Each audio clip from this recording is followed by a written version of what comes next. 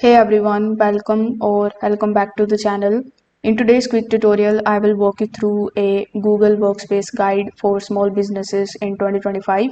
I will show you how you can set it up and how the main applications can boost your business productivity. So without further delay, let's get straight into it. First of all, you need to open your web browser. Over here in the search bar, simply search for workspace.google.com. Once you are here, click on the option of Start Free Trial. Then you need to select your email address, and after that you need to provide your business name. Then select the number of employees in your team. After that, select your region and press next here in the bottom. Now you need to give your name and your email address. Then click on the option of next here in the bottom. Now you need to buy a domain, but if you already have it, you can simply just use it in order to connect your domain with Google Workspace.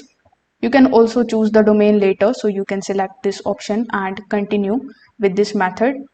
Over here, you can try Google Workspace for 14 days absolutely for free. But after that, you need to pay this much amount every single month. So you need to subscribe for it. So click on the option of try. Then it is going to redirect you here on the payment page where you need to basically conclude the payment and your trial will be activated. So with the help of this method, you will be able to basically set up your business email with the help of Google Workspace.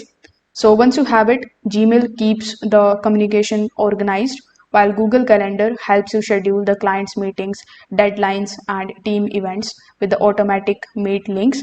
So once you create your account here, you can also use the Gmail and the calendar.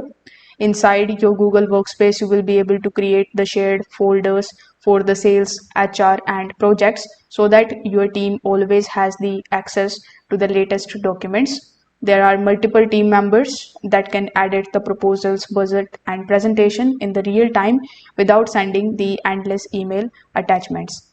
So as an admin, you can manage everything with the help of the admin console. Like you can add and remove your team members and manage other application access and keep the business data safe.